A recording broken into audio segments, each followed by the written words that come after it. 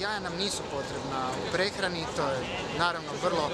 jasno svima, a evo danas smo i ovom degustacijom pokazali da tako i stoje stvari, potpuno bespotrebno mučenje životinja, štete okolišu i našem zdravlju i naravno ovim performansom smo pokazali što se zapravo događa sa pilićima i kokošima, odnosno da se milijuni muških pilića ubijaju svakog dana, odnosno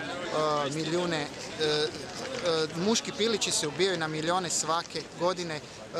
dan nakon što se rode. To je stravičan podatak koji bi svakako svima trebao biti važan, a zapravo ženke završavaju u doživotnim zatvorima i onda na kraju ponovo, nakon čak samo 2 godine, zaklane i smljevene opet za industriju. Mislim da nam to zaista nepotrebno, mislim da građani imaju itekako suosjećanja prema životinjama, samo im treba dati informaciju i treba ih pobuditi. I evo mislimo da je Uskrs jedno vrijeme kada zapravo treba pokazati da upravo nije jaje simbol Uskrsa, nego je suosjećanje simbol Uskrsa i da možemo itekako obilježiti Uskrs bez rađenja tolike ogromne okrutnosti prema životinjama.